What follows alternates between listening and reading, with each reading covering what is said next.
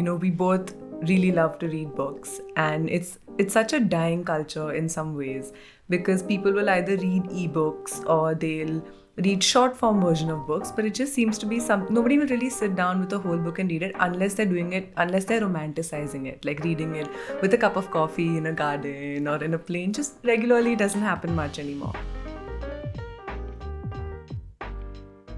Hello and welcome to the Punchpod. My name is Panchsheel and this is a podcast where I talk about creativity, art and everything in between. Joining me today are Ira Gopal and Piyushi Sharma. They are the creators of the 5-Minute Library, a podcast where they explore books that read you. Ira and Piyushi are both bookworms, much like myself, and are quite cool people to be honest. Ira works in the field of cyber marketing, something that I know nothing about, and for the past few months she has been traveling across North India helping hostels with content creation and digital marketing. Piyushi is an artist, writer, and public speaker. She has been working in the marketing space since she was 15 years old. How she managed to do that, I have no clue. Today we'll discuss our favorite books, why make podcasts, and our eternal struggle with the algorithm. Ira and Piyushi, thank you so much for being a part of this. And this is actually one of the first in-person interviews I'm doing since I started the podcast, so I am a little bit nervous. Hi Panchsheel, thank you so much for having us. We're also a little nervous because we've never done an in-person interview before, but we're really excited to be here and talk to you today. Hi Panchsheel, thank you for having us. I've already messed up a couple of times, which is why I'm laughing in case it makes it to the final cut. This is our first in-person interview ever because we just started this podcast in the middle of a lockdown. So this is the first for us as well. We're really, really happy to be here. Cool. So today I want to talk to you guys about why you actually started the 5-Minute Library. So take me back to the very, very beginning. What made you want to start a podcast? And what is the story behind the 5-Minute Library? So it began as most stories typically do. We were at home, frustrated, bored, and we decided to have a wine night. And for context, this was bang in the middle of the pandemic. We were extremely frustrated with everything going around. And both of us were ending up reading a lot more because we were spending a lot of times on our phones or on the TV and laptops. And books were like a really nice way to sort of escape from everything going about. So it was about 2:30, 3 in the morning. We were about 2 bottles of wine down. And we were talking about things that we wanted to do. And suddenly we realized that, we both really love to read books, and it's such a dying culture in some ways because people will either read ebooks or they'll read short form version of books, but it just seems to be nobody will really sit down with a whole book and read it unless they're romanticizing it, like reading it with a cup of coffee in a garden or in a plane. Just regularly doesn't happen much anymore. So we just randomly floated this idea across. Okay, we were like, let's just do something. I mean, it's we have so much time. We have all these books. We have this marketing career that's common between the two of us. So we kept on floating a bunch of ideas around, and then we slept off. The next day we woke up, went for breakfast, and we were pretty hungover. We were sitting and having like coffee, and we were like, hey, do you want to actually go through with this? And so we came up with a whole list of things we have in common, things we could talk about. And we realized books was the perfect topic for a podcast. And it kind of just went from there. It wasn't supposed to be a big project, but it kept on growing, and 11 months later turned into a proper brand. So that's how it started. That's amazing. And coming back to the podcast, I want to talk about the actual podcast, right? Because the format is something that I haven't seen before. Because what it seems like is one of you has read the book and you're explaining to the other one why you like that book. So what was the thinking behind making it that way? So to be honest, it happened very organically because Piyushi has a certain kind of books that she likes to read, mostly non-fiction, business, self-help. And I have certain kind of books that I like to read. And we tried reading each other's books. What was that like? Did you try reading self-help and non-fiction? You want to tell them about the really gory book that I tried to read? Right. So we covered this true crime book on our podcast, The Deadly Dozen by Anirban Bhattacharya.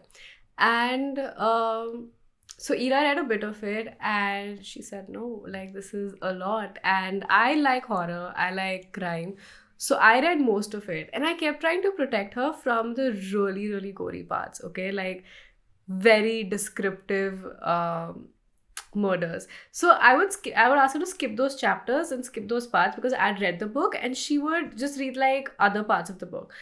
But then we had the author's own interview, and Mr. AB, he read out the most gory paragraph from the entire book on the episode, and all my effort went to waste. Everything that I was protecting her from, because there was a disclaimer before, not just before the book and the chapters, before that paragraph. So it was really bad.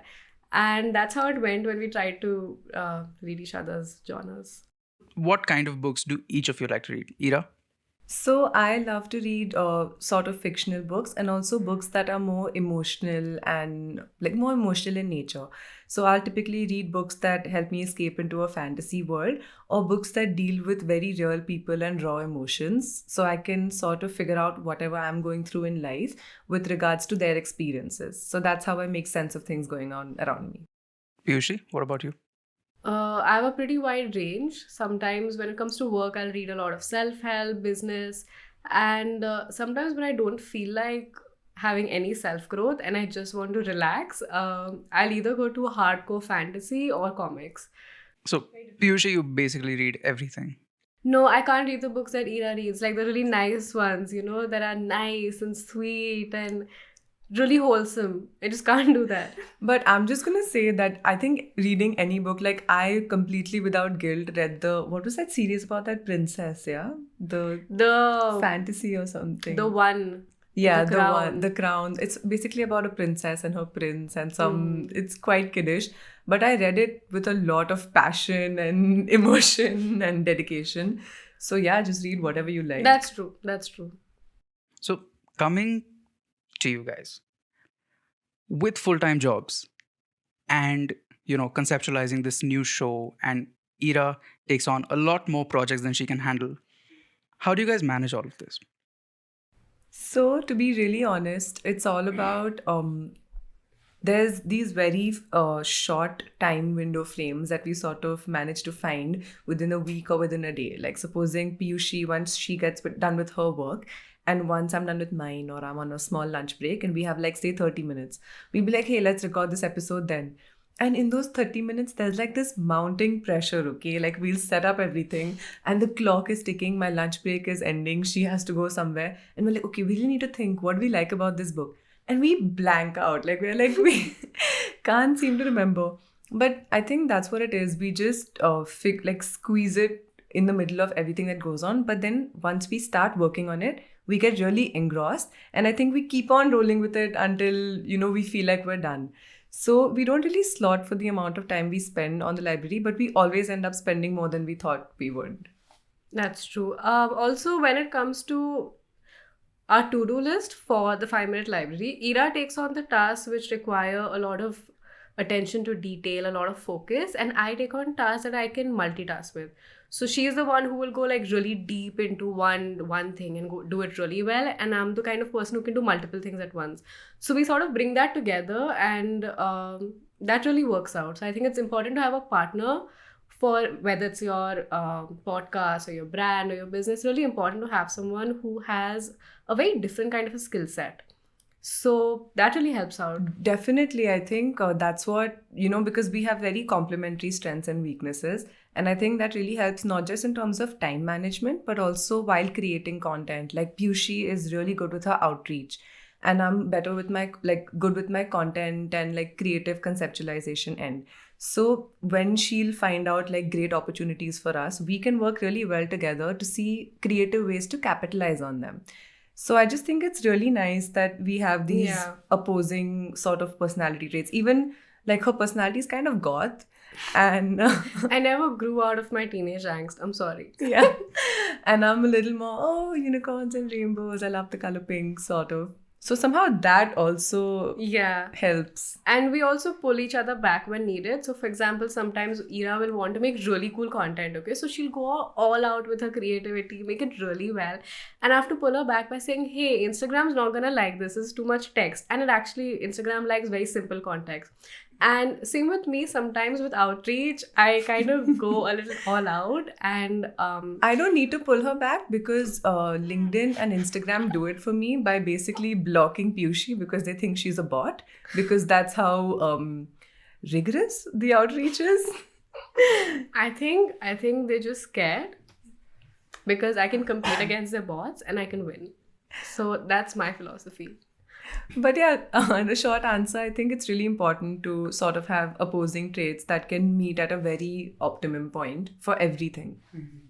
That's pretty cool, dude. I never actually thought about it like that. I've always worked individually, so I've never had a partner who can, pull me back or, with like different traits. So it's very interesting to see that both of you are doing it and making it work so very successfully.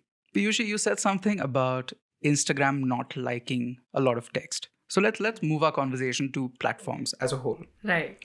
Out of the platforms, you said Instagram and LinkedIn have worked the best for you. Instagram, TK, I understand, right? Because Instagram is a more like almost everyone is on Instagram, but LinkedIn is more like for business corporate people. I don't use LinkedIn a lot, so I have no idea about that. Why do you think something like the 5 Minute Library worked so well on LinkedIn?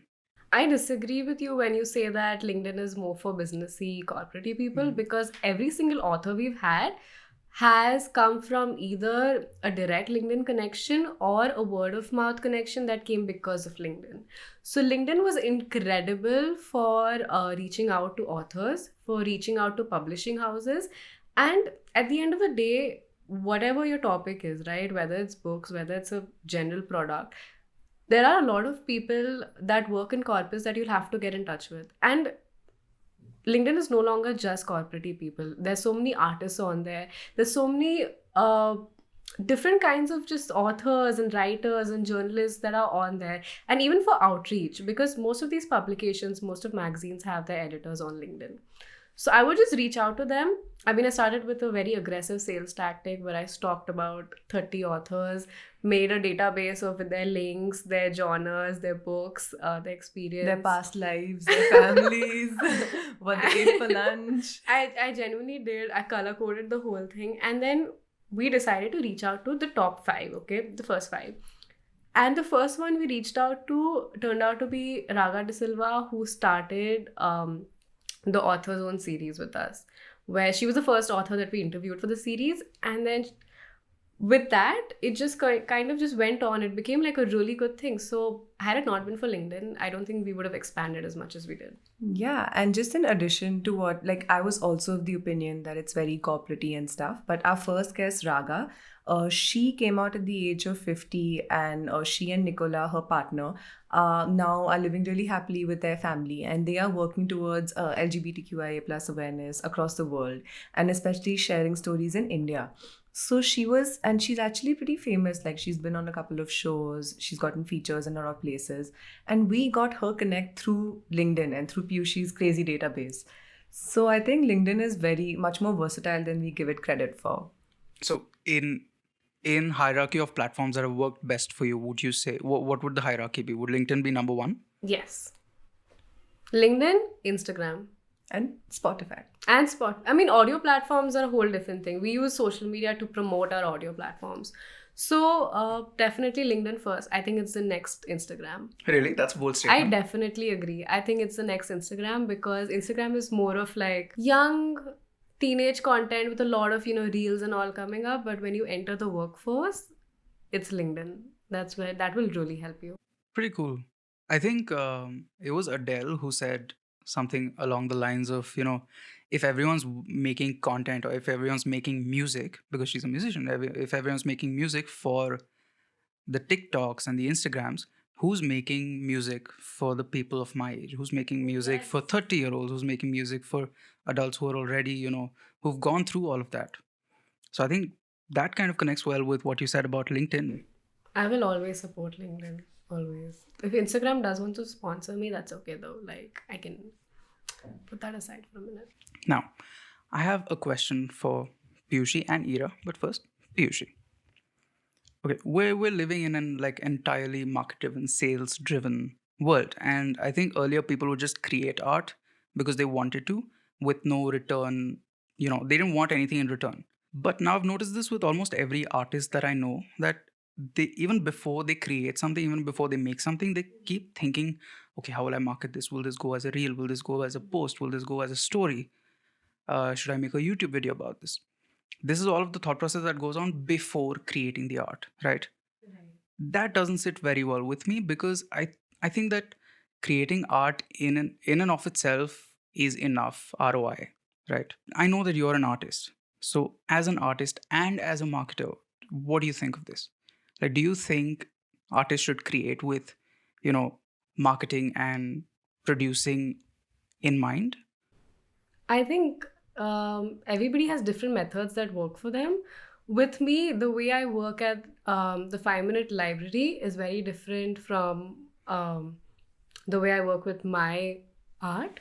Because with the 5 minute library, it's a lot more planned, and I say, okay, these posts are going to go up, this is how we're going to do it. With my art, I just make it, and then, okay, I'll make a reel about it. If it goes, it goes. If it doesn't, I'm still happy. I still have a really nice painting, and I'm still going to put it up on platforms for it to sell. But for some reason, I just don't use my marketing brain with my art, because I feel like it kind of corrupts it. So I kind of stick my marketing tactics and my really aggressive sales and outreach to professional projects, and art is something that I do for peace of mind.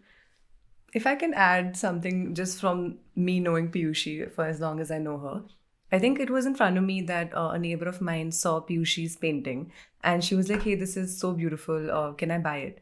And Piyushi, in that moment, she sort of said no and this and that. She avoided it. And later I asked her why, like, why don't you want to sell your art?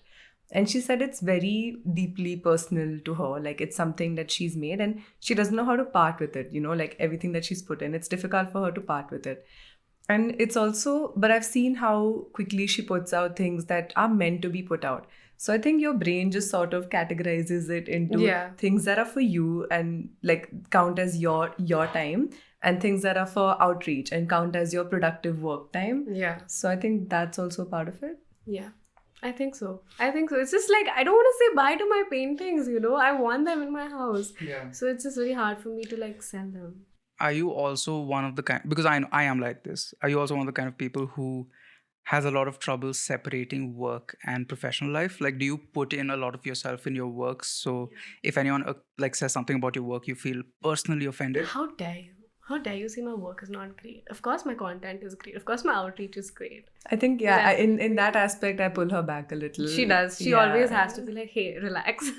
So is Ira the one who's far more sorted in that sense? Work and personal is very, like, strict compartmentalization? Yeah, for me, it's more like I would see it as a product that somebody can either like, dislike, or want to give feedback on. So it's a little more possible for me to like, for example, if somebody does something that is sort of unfavorable towards the podcast, she would be the one who would get a little more riled up about it. Yeah. And I would be the one sort of pulling her back and being like, there are so many products that we ourselves don't like. So it's just a product like that for somebody.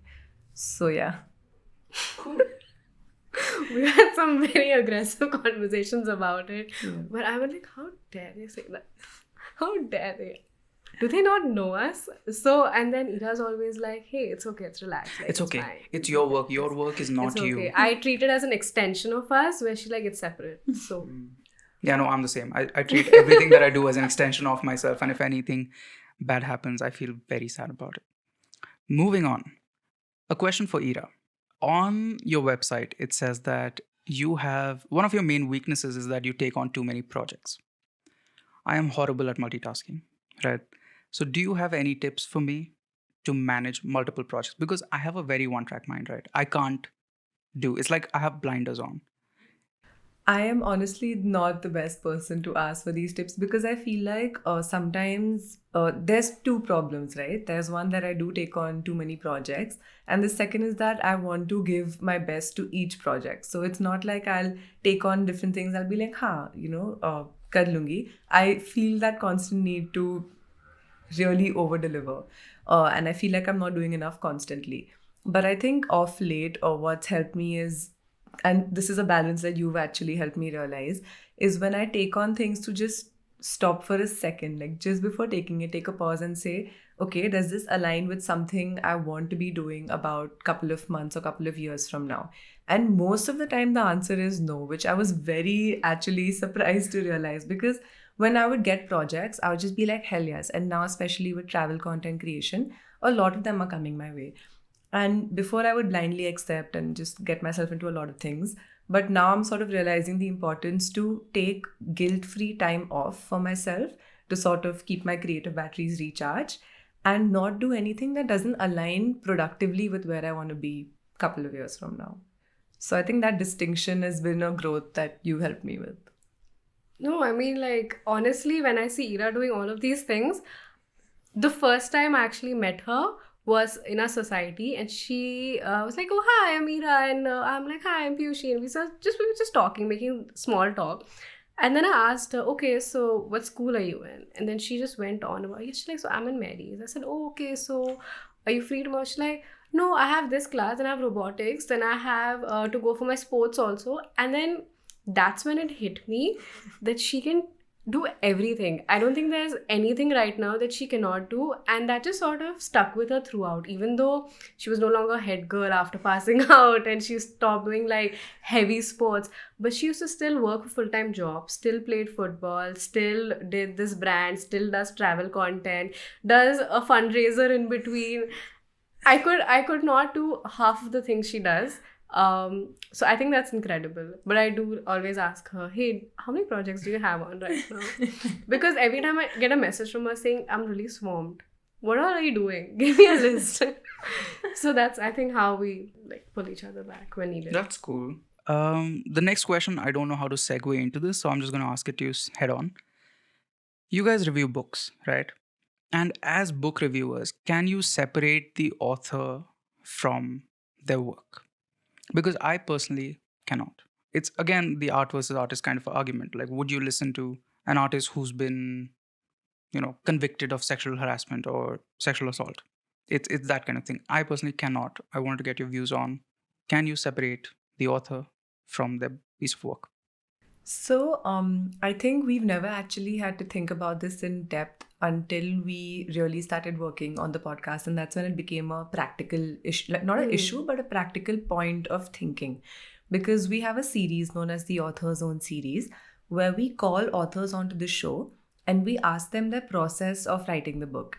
And sometimes, as we've seen, their answers get very deeply personal, like, or maybe they were in a bad mental space when they were writing the book, or maybe something happened that made them write the book.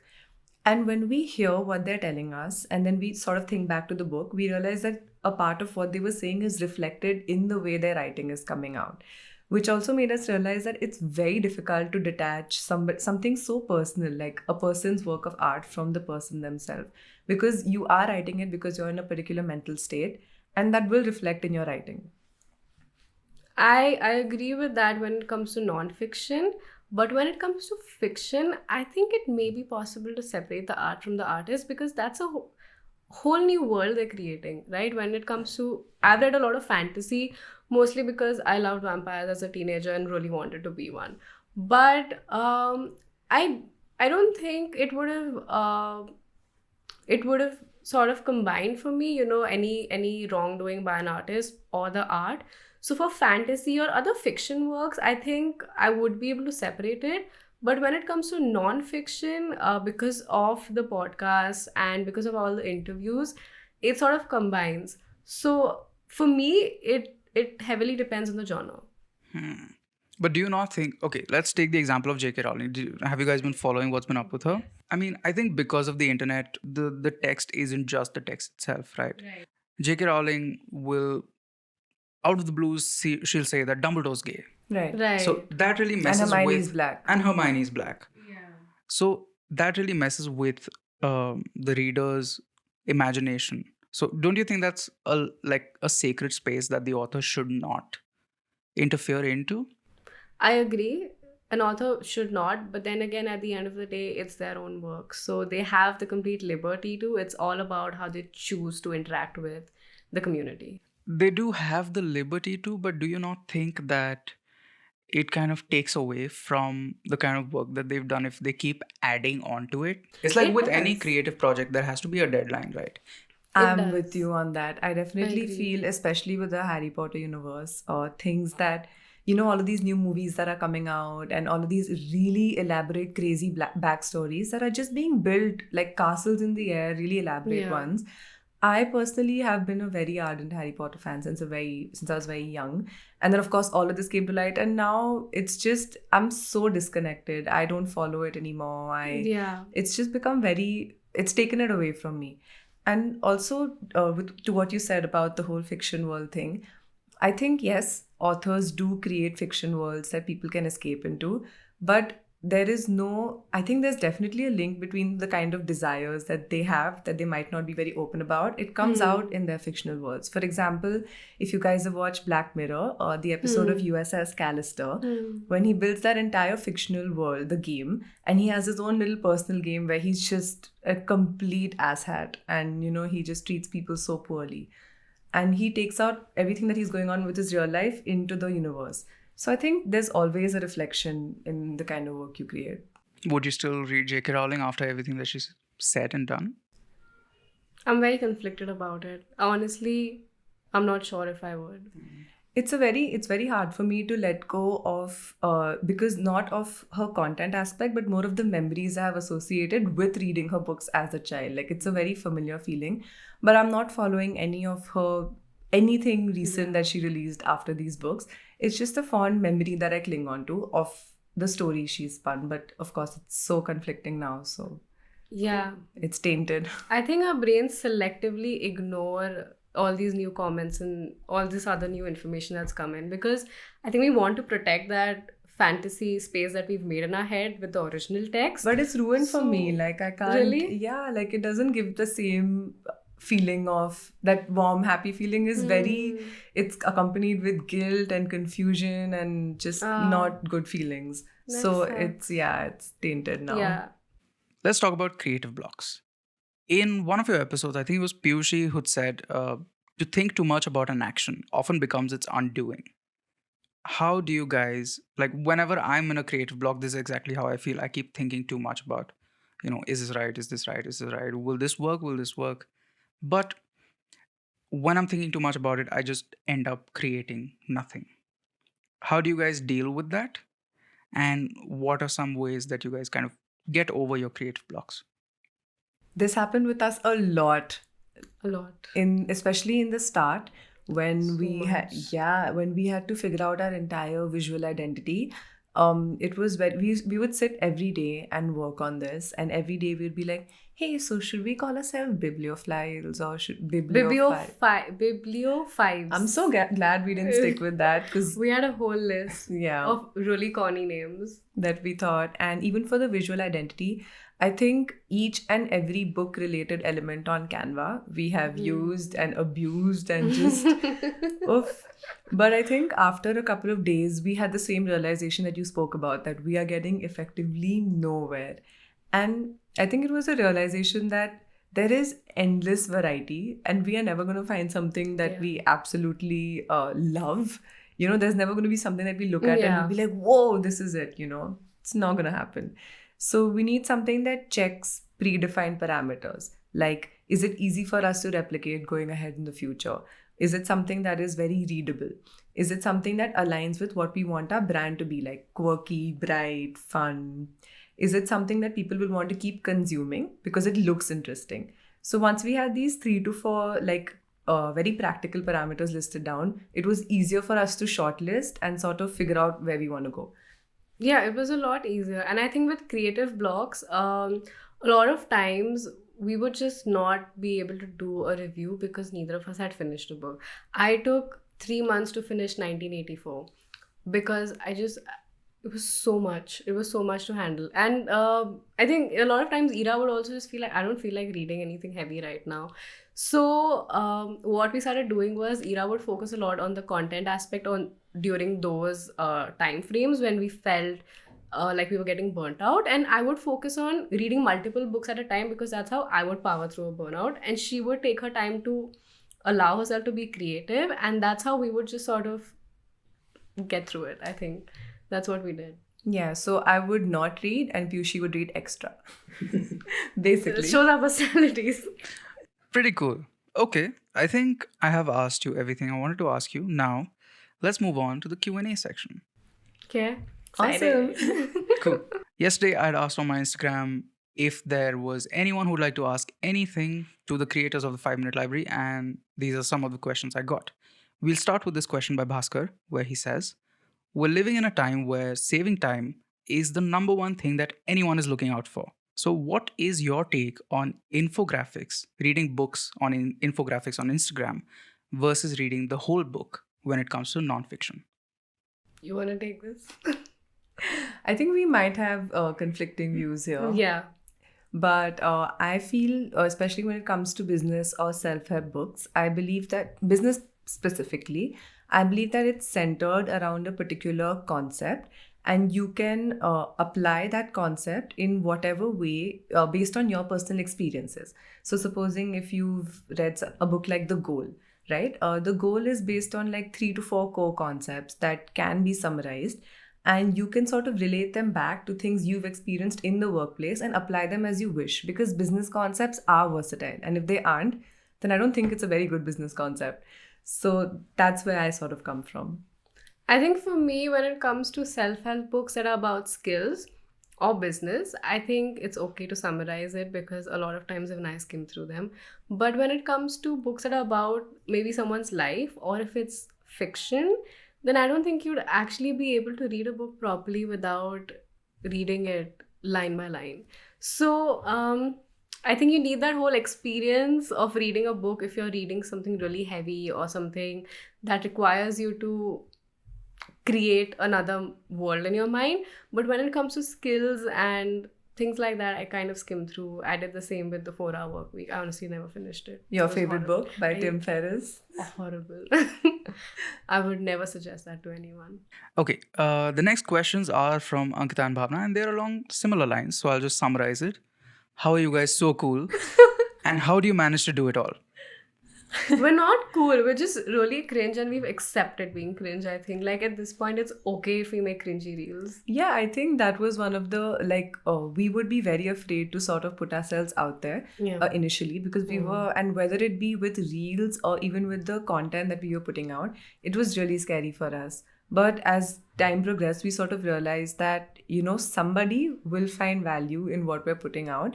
And for that one person or 2 people who find value, it's okay if everyone else finds it cringy. So I think that's, and you can probably notice this evolution on our page. We started with only audio and very, text heavy posts. And now we've gone on to video sort of podcasts and reels, and we show our faces a lot more. Yes. We give organic reactions to things a lot more. Yes. So I think, we just became more comfortable with putting ourselves out there as we are. I think we also stopped caring about opinions and being judged. I think along the way. I think it was just like, okay, you know what? It's fine. It's okay. Maybe like 10 people might judge us, but that's okay. Like we still have like 100 other people that really like our content. So that's okay. That's one of the few things that I like about social media is that how you can build in public, and if someone who's starting out, they can just go down your page and see your evolution with their own eyes, and that maybe kind of motivates them to become better. Yeah. Or start. I would really hope so. I feel like if we can get even one person to get into the habit of reading, or even start a podcast, I think we'd be really, really happy. I think like it would be so wholesome. Imagine if someone comes up to us and says, "Hey dude, I read this book because of you." Because that's happened. Yeah, like I remember so many of our friends used to walk up to us and tell us that, hey, I ordered this book because of your review. And I even posted it on the 5-Minute Library story a couple of times, and our whole day would be made. Yeah. So really makes our heart. That's so cool. Okay. The next question is from Udita, and she has asked you for what are your favorite books? Adding on to Udita's questions, I'll just expand it a little more. What are your favorite books, and what are some quotes that have stayed with you? So an all-time favorite book of mine that I continuously keep going back to is Kite Runner. I think it's a lot of people would have read it, but I feel like the kind of messages in that book are something that you should read, preferably in your formative years, because it shapes the way you think. But another really nice book that I like is When Breath Becomes Air by Paul Kalanithi. So it's about a neurosurgeon, neuroscientist who's been diagnosed with a very terminal cancer, and how he sort of goes ahead dealing with this diagnosis, and how he goes from doctor to patient in the same beds that he used to sort of treat patients in. So, towards the end, there's this one letter that he writes to his daughter, and this is around the time when the disease has gotten the best of him.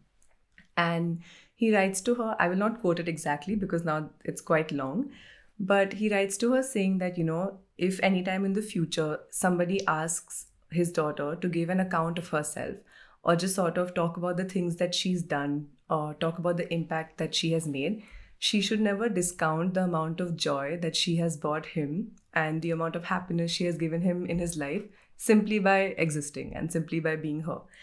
And he mentions the last line is that, in this time right now, that is an enormous thing. And I think sometimes when we talk about our achievements and what we've done, we forget to factor in the emotional impact we've had on somebody, which is huge, much huger than any other physical, practical thing we might have done. So that really stayed with me. That's so wholesome. Wow, mine is just straight up DC comics and like vampire books. What is your favorite book in quote, Piyushi?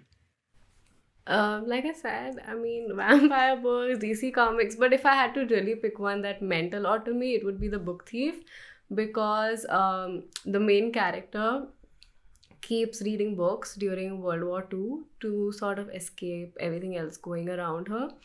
And while some may say it may be a slightly unhealthy coping mechanism, I think it's perfectly fine to avoid all kinds of stress and an enormous to-do list and read.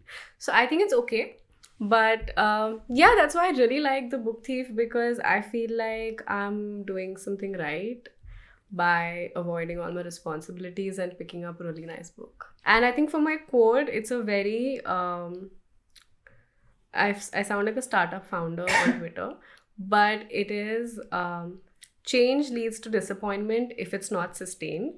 Transformation is sustained change, and it's achieved through practice. And I really like that. Transformation is sustained change and it's achieved through practice. I think it talks a lot about consistency, and that's something we really explored with the brand, because every day, no matter what, we would sit for 10 minutes, even if we had a really long day. So that's how we kind of got it up and running instead of one day of like a lot of stuff. Just 10 minutes every day. Now let's talk about your journey with the 5-minute library. When you're reflecting back on your journey, how do you think, what has changed from when you started to where you are now? And what are the plans for the future of the 5-minute library?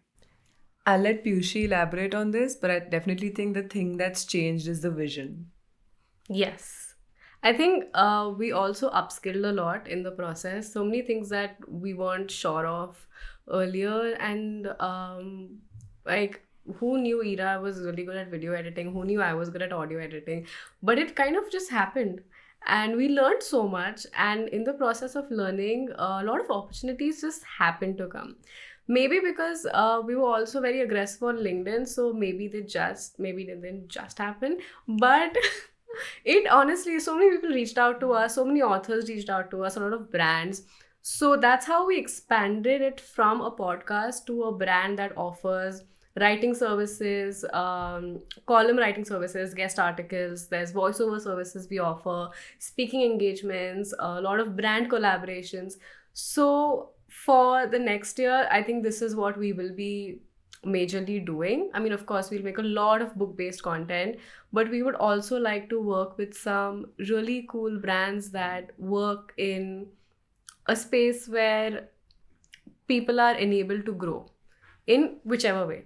But I really like brands that help out with people's creativity, brands that really promote reading culture. And I think for 2022, we may have a lot of cool stuff happening. So that's what's changed so far. That's cool. Are there any like dream brands that you guys want to work with? Like a top Two, top three? I think before we could even visualize what some of our dream brands or dream people were, we did cover a lot of authors that were Penguin publishers, Yes. Yes. and we did reviews for places that we didn't really think we would end up, but we did. Yeah. But I think maybe a long-term contract with Penguin would be Hopefully. But we also made so many new friends when it came to authors. I mean, who knew, we would actually have so many cool authors, on our show. And they're incredibly helpful. Some of them have helped us to expand our reach like crazy and put us in touch with a lot of different other people, helped us with even some of our personal stuff sometimes. So I'm really looking forward to working with a lot more authors. Yeah.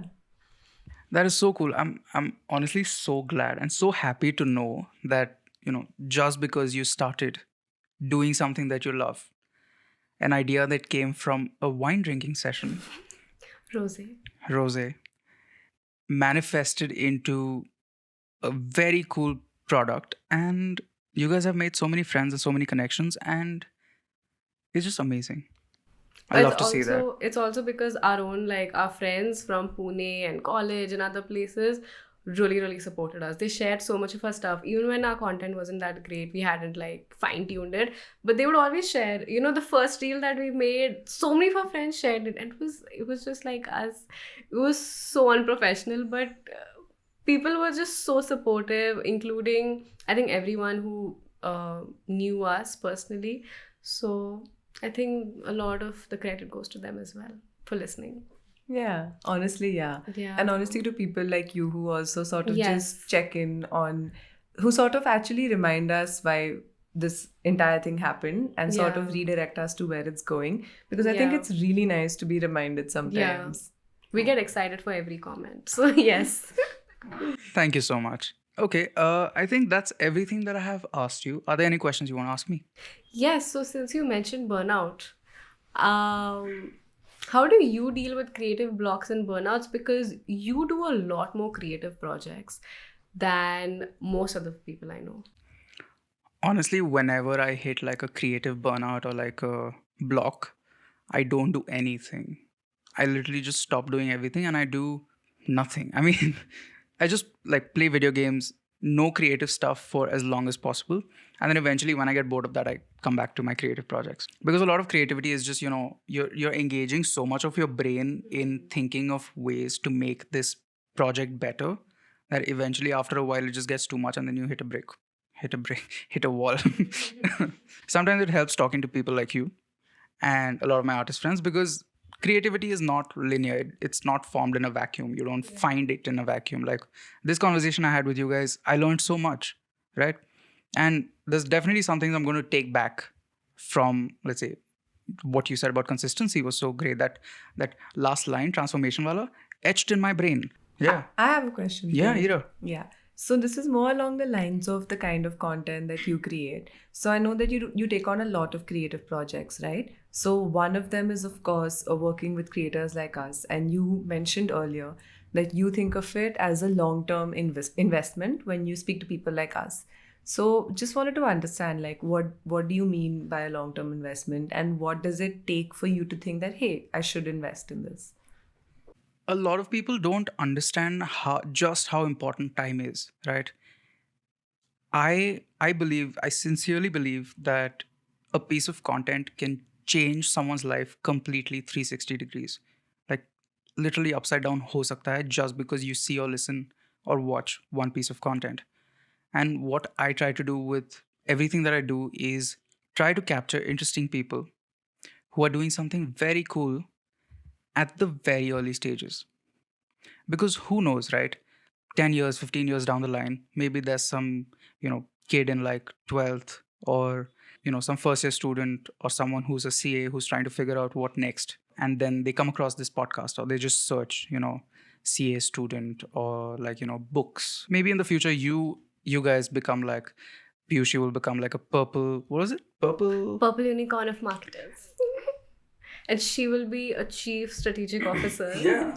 So in the future, when you guys reach that level of success, someone eventually will come down hunting you guys, right? They'll go back, okay, this person, where did this person start? I need to see what they thought about, how they approach certain things, what were their thoughts about things then, and what they think about now. So I view everything that I do as sort of like a time capsule that people can go back to and visit whenever they have time. That's such a nice way to look at it. Like all of our social media feeds are essentially time capsules. Yeah. And when we go back, it happens for really small things. When you go back and see an older post. Snapchat memories. Yeah. So I think it's a really nice way to look at content creation in general. Yeah.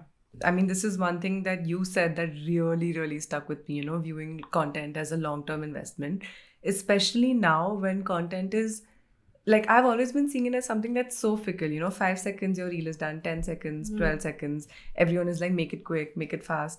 But it sticks. Some things do stick. And those things that stick for really long. And when you come back and review them, it can be crazy. So thanks for like getting that perspective in. Yeah. Thank you, guys. Ira and Piyushi, thank you so much for being one of the first guests for my in-person interview series for the Punch Pod. Thank you so much for having us. This was incredible. This was a first for us as well. Thank you for introducing us to really shiny equipment and also making us really introspect our vision, where we are at right now and where we want to be. Yeah, I think your questions were so well researched and well thought out that it really made us go into places with our thoughts that we would not have gone. So this interview was extremely fun and very mutually beneficial in a learning perspective. So thank you so much for that. Thanks, Ira. You're being too kind, but itna thank you nahi karte. And he got us cake for all the listeners. He got us tiramisu. So cute. Okay, cool. Well, thank you so much for your time and for being a part of my show. I'll see you in 5. Thank you. See you.